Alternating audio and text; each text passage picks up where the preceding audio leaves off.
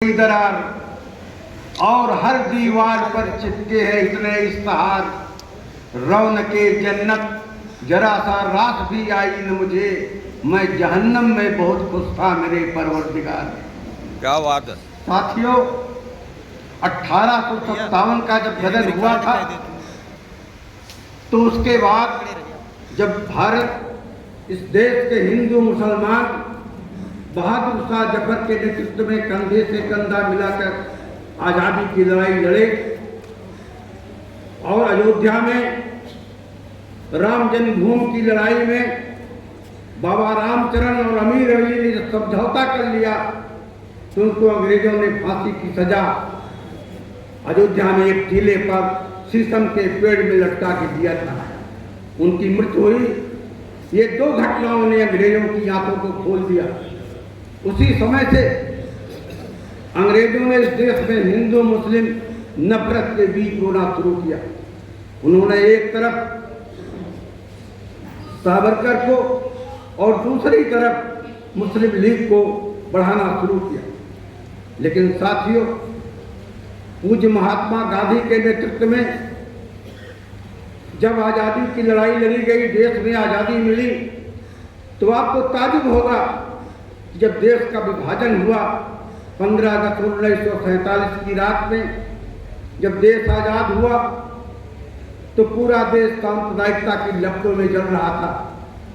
पूज्य महात्मा गांधी, डॉक्टर लोहिया, सुचेता कृपलानी आग की लपटों को बुझाने के लिए नोआखाली में घूम रहे थे। वे इस देश की आजादी की शपथ ग्रहण समारोह में भी नहीं थे। लेकिन साथियों, जब देश की आजादी मिली तो हिंदू और मुस्लिम दोनों लोगों ने मिलकर के कंधा से कंधा मिला करके आजादी लिया था। एक शायर ने लिखा था कि ऐ बागवा के निगाहबानो, ऐ बागबा के निगाहबानो, हमने भी से सींचा था, कुछ लहू तुम्हारा था, कुछ लहू हमारा था। क्या बात है। लेकिन ये बात अंग्रेजों को रास, ये बात आरएसएस को रास नहीं आई। आरएसएस इस 2025 में अपनी शताब्दी वर्ष बना रही है और मोदी जी 2014 में जब सरकार में आए तो उन्होंने वादा किया था कि हम 2 करोड़ लोगों को नौकरी देंगे, बेरोजगारी भत्ता देंगे, काला धन वापस लाएंगे, हर किसान की आमदनी दोगुनी कर देंगे। लेकिन उन्होंने कुछ भी नहीं किया। उन्होंने केवल आरएसएस के एजेंडे को लागू करने का काम शुरू किया और हिंदू मुस्लिम नफरत को बढ़ाने का काम शुरू किया। उन्होंने कोई ऐसा काम नहीं किया जिससे इस देश को फायदा हो। इस देश के लोकतांत्रिक संस्थाएं और संविधान पर उनका पहला आक्रमण हुआ। उन्होंने संविधान को कभी उन्होंने माना नहीं, आरएसएस ने नहीं माना।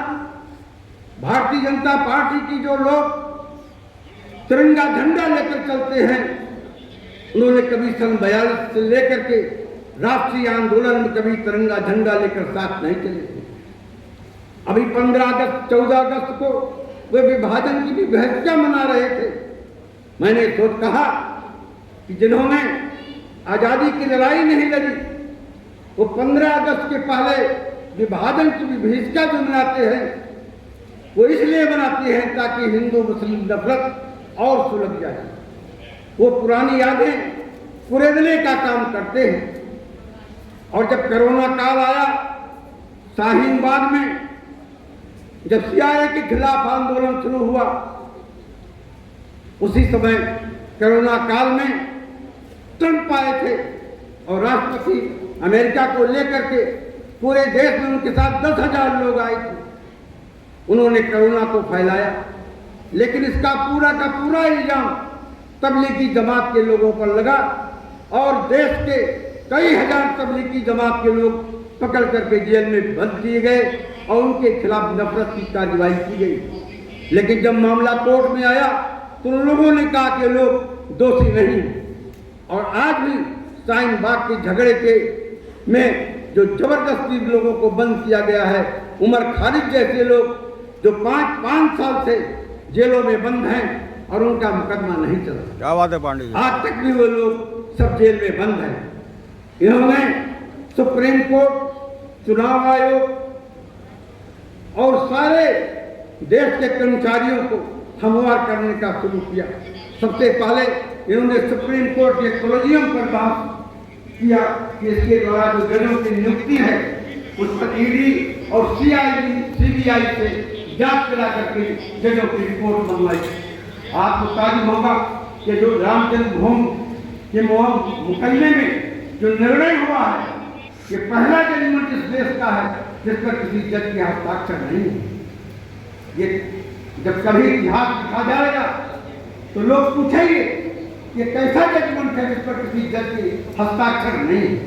लेकिन साथियों, मैं आपको कहना चाहता हूँ, आज जरूरत इस बात की है कि हम लोग, जैसे चुनाव आयोग का मामला है, मैं आपको कहना चाहता हूँ, जब सुप्रीम कोर्ट के जज ने निर्णय दिया कि चुनाव आयोग की नियुक्ति में प्रधानमंत्री रहेंगे, लीडर अपोजिशन रहेंगे, सुप्रीम कोर्ट के जज रहेंगे, चीफ जस्टिस रहेंगे, उसी दिन हमारे देश को जान लेना चाहिए कि मोदी जी ने तुरंत इस आदेश का लोकसभा में बहुमत के आधार पर बदलवा लिया और सुप्रीम कोर्ट के चीफ जस्टिस की जगह उन्होंने प्रधानमंत्री द्वारा नामित एक व्यक्ति को, मंत्री को उसमें नामित किया। उसी दिन पता लग गया था कि चुनाव आयोग इनके लिए क्या करने जा रहा है।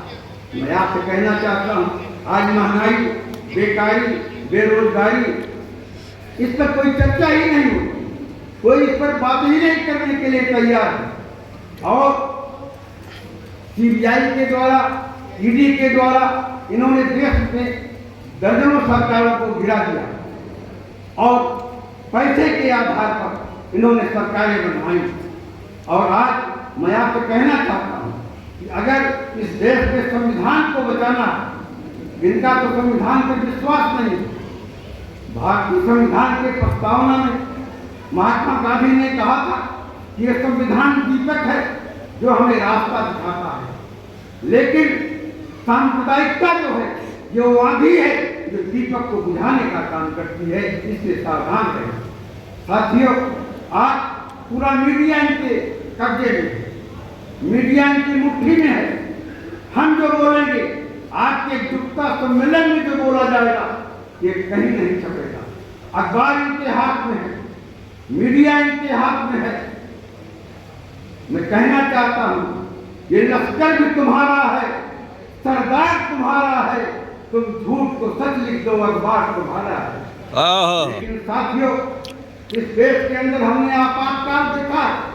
हम लोग आपातकाल में जेल रहे हैं। हमारे भाई आनंद जी बैठे हुए हैं। किस तरीके से हम लोगों की गिरफ्तारियां हुई थी। भाई विजेंद्र बैठे हैं, किस तरीके से पुलिस की पिटाई हुई थी। वो आपातकाल चला गया, लेकिन आज देश के अंदर अघोषित आपातकाल लगा हुआ है। मैं आपसे कहना चाहता हूं, इन्होंने 2019 के चुनाव में इन्होंने कोई नारा नहीं दिया। इन्होंने पुलवामा कांड कराया और पुलवामा कांड में जहां पर चप्पे चप्पे पर आज सीआरपी के लोग रहते हैं, मिलिट्री के लोग रहते हैं, इन्होंने हमारे 40 नौजवान 8 व्यक्ति से जल के मर गए। और आज तक इन्होंने सरकार को नहीं, देश को नहीं बताया कि वो 8 व्यक्ति कहां से आया था। आपकी लोकसभा में जब समाजवादी पार्टी के राष्ट्रीय अध्यक्ष आदरणीय अखिलेश यादव ने सवाल किया कि आप इतना ही बता दीजिए कि जो 8 व्यक्ति आया वो किस ट्रक से आया था, किस गाड़ी से आया था, कम से कम आप सैटेलाइट से जानकारी करके इस देश को बता सकते। इन्होंने हिंदू मुस्लिम नफरत फैलाने के लिए पहलगाम की घटना में इन्होंने कहा धर्म पूछ करके लोगों को मारा गया था, जबकि चट्टू पर सवारी ढोने वाला मुसलमान था। इस तरीके से ये देश के संविधान को और सांप्रदायिकता को फैला करके देश के लोकतंत्र को समाप्त करना चाहते हैं। आज इस एकजुटता सम्मेलन में, समाजवादी एकजुटता का जो सम्मेलन हो रहा है, मैं अपने महाराष्ट्र के साथियों को, भाई सुनीलम जी को, इन साथियों को बधाई देना चाहता हूँ कि उन्होंने केरल से लेकर के पूरे देश के बुद्धिजीवी समाजवादी साथियों को इकट्ठा किया। मैं बधाई दूंगा आदरणीय मुलायम सिंह यादव जी को, जब जनता पार्टी और जनता दल दोनों समाप्त हो गया तो उन्होंने उत्तर प्रदेश के अंदर 1992 में समाजवादी पार्टी का निर्माण किया और 93 में उन्होंने सरकार बनाई और सरकार बना करके गरीबों के लिए काम किया। मुझे याद है, मैं उस समय अयोध्या का विधायक था, जिस समय गोली चली राम मंदिर के ऊपर, जिस समय गोलियां चली वहां पर, उस समय हम लोगों का घर जला दिया गया, हमारी जीपें फूंक दी गई, कार्यालय जला दिया गया, बम मार दिया गया, चाकू मारा गया। लेकिन सांप्रदायिकता की जलती हुई लपटों में मैं बधाई दूंगा कि मुलायम सिंह यादव चट्टान की तरह से खड़े रहे और देश का पहला नेता था जिन्होंने कहा था कि राम मंदिर का निर्माण या तो न्यायालय के द्वारा होगा या आम सहमति के द्वारा होगा। अंत में उनकी बात सही हुई और न्यायालय के द्वारा राम मंदिर का निर्माण हुआ। आज 2024 में, 2022 के चुनाव में इन्होंने उत्तर प्रदेश में छल कपटी करके अखिलेश यादव जी की सरकार को नहीं बनने दिया। लेकिन जब हम लोगों ने उसकी जांच पड़ताल की, चुनाव आयोग को ज्ञापन देने के लिए कहा, उन्होंने कहा शपथ पत्र के साथ ज्ञापन दीजिए। अखिलेश यादव जी के नेतृत्व में 18,000 शपथ पत्र हम लोगों ने ले जाकर के पार्टी के उपाध्यक्ष की हैसियत से जमा किया गया, लेकिन उसका जवाब आज तक नहीं मिला। आज पूरे देश में ये ईवीएम के द्वारा सरकार बनाना चाहते हैं, वोट चोरी के द्वारा सरकार बनाना चाहते हैं। लेकिन 2024 के चुनाव में साथियों, मैं आपसे कहना चाहता हूँ, मर्यादा पुरुषोत्तम राम सत्य है। हमारी विधानसभा, हमारी लोकसभा अयोध्या है। हमारे अयोध्या से दलित सांसद श्री अवधेश प्रसाद जी भारी बहुमत के साथ जीते और भारतीय जनता पार्टी इन्होंने पावर हाउस बनाया था, वो पावर हाउस चकनाचूर हो गया। तो साथियों, जुल्म की टहनी कभी फलती नहीं और नाव कागज की कभी चलती नहीं। मैं आपसे आग्रह करता हूँ कि हमारे सारे साथी जो आप समाजवादी यहाँ सब इकट्ठा हुए हैं, तो पूरे देश में समाजवादी इकट्ठा होकर के इस फासिस्टवादी सरकार को आने वाले दिनों में उखाड़ फेंकना है। जय भारत, जय हिंद।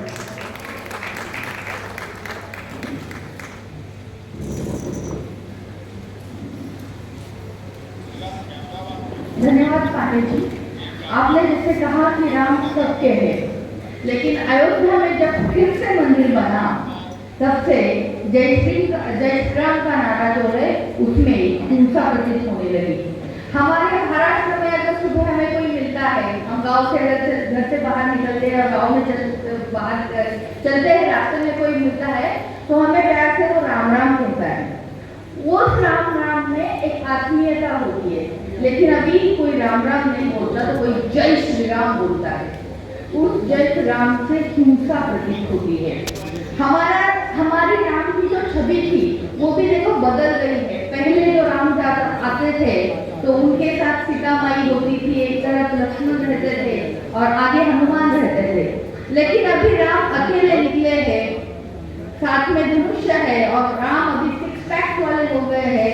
राम की जब छवि थी पहले मैंने बचपन में जो देखी थी, बहुत ही सुंदर मूर्ति थी, बहुत ही सुंदर फोटो था, गोरा वर्ण था, एक तेज था। लेकिन राम अभी नीले रंग के आए हैं, सिक्स पैक वाले राम आए हैं। जो कुटुंब वत्सल राम थे वो कुटुंब वत्सल नहीं रहे।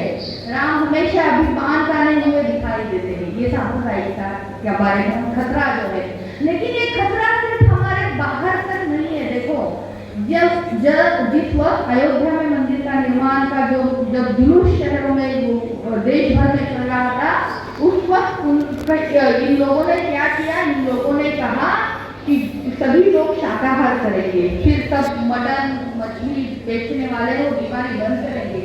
अभी इस 15 अगस्त को हमारे महाराष्ट्र में 6 म्युनिसिपल कॉर्पोरेशन ऐसी है, उन्होंने एक जीआर निकाला कि उस दिन 15 अगस्त के दिन सभी नॉनवेज बेचने वाले जो है, मटन बेचने वाले जो है, उनकी दुकानें बंद रहेगी। ये सरकारी आदेश निकला। हम तो यही मान के चल रहे हैं अपनी थाली में अपना खाना, हम क्या खाए क्या ना खाए ये हमारी है, हमें कोई टोपे नहीं। वन नेशन वन पेंशन की बात जैसे चली, उसी तरह अभी वन नेशन और वन खाना जो है, वन प्लेट जो है, सभी की एक जैसी हो, इस तरह का माहौल जो है वो बन रहा है। राजनीतिक चुनौतियां हमारे सामने है, सामाजिक चुनौतियां हमारे सामने है, लेकिन इसके साथ ही सांस्कृतिकता जो है हमारी, उसके ऊपर भी कुछ प्रश्न खड़े हुए हैं। जो हमारे यहाँ के कुछ भगवान है महाराष्ट्र के, कि जिन्हें हम भोग लगाते हैं, वो भोग शाकाहारी नहीं रहता, वो मांसाहार का रहता है, लेकिन अभी वो भी उनको नहीं पसंद। हमारे जो मांसाहार करने वाले देवी देवता है, तो वो कहते हैं उनको वो भोग मत लगाइए। अगर आप महाराष्ट्र के कोकण के इलाके में जाएंगे, गौरी और गणपति का बड़ा एक उत्सव जो है हमारे महाराष्ट्र में होता है, और उसे अभी राज्य उत्सव का दर्जा सरकार ने दिया है। तो वो गौरी और गणपति के दिनों में कोकण में अगर जाएंगे तो मछली और चिकन जो रहता है उसका भोग दिखाया जाता है। लेकिन अब ये कह रहे हैं ये हम नहीं चलेगा। तो ये क्यों नहीं चलेगा, ये हमें समझना चाहिए। ये लड़ाई जैसी हमारी सांस्कृतिक है, जैसी राजनीतिक है, सामाजिक है, वैसे सांस्कृतिक भी है। तो इस सब मुद्दों को नजर रखते हुए सांस्कृतिक जो हमें आक्रमण हो रहा है उसको भी रखना चाहिए। मैं अभी इसके बाद प्रोफेसर शशिशंकर सिंह जी